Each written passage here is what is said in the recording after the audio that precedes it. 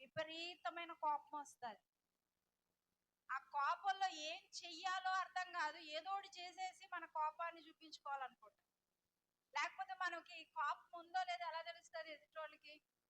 మనం ఏం మాట్లాడకుండా ఉన్నాం అనుకోండి, ఎదుటోళ్ళు మనం కోపంగా ఉన్నామో లేదో తెలుస్తుందా? తెలీదు. మన నోట్లోంచి 2-3 మాటలు వస్తే అబ్బో వీళ్ళు కోపంగా ఉన్నారనిపిస్తుంది కదా. అందుకనే మన కోపాన్ని వ్యక్తపరచడానికి ఏం చేస్తాం, మనం మన నోరు వాడతాం. కోపం వస్తుంది, బయట వాళ్ళకి కోపం వస్తుంది, మనకి వస్తుంది. వాళ్ళు ఆ కోపాన్ని వ్యక్తపరుస్తారు, మనం కూడా అలాగే వ్యక్తపరిచామనుకోండి, వాళ్ళకి మనకి తేడా ఏంటి?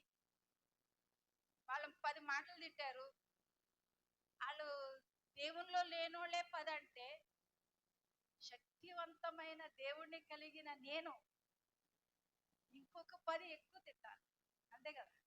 అలా అనుకొని ఇంకో 10 ఎక్కువ తిట్టామనుకో, మనల్ని ఏమనుకుంటారు బయట వాళ్ళు? బయట వాళ్ళకి మనకి తేడా ఉండదు కదా. మనం క్రీస్తులో ఎదుగుతున్న వ్యక్తులము, మనకు వచ్చిన ఆవేశాన్ని, మనకు వచ్చిన కోపాన్ని కూడా మనం అలాగే వ్యక్తపరిచామనుకో తేడా ఉండదు. అందుకనే మనకి వాక్యం తెలియాలి. మనకి కొన్ని హద్దులు పెట్టాడు దేవుడు, ఎలాంటి నిర్ణయాలు తీసుకోవాలో, మనం ఎలా బ్రతకాలో, ఎలా మాట్లాడాలో మనకి కొన్ని హద్దులు నియమించాడు.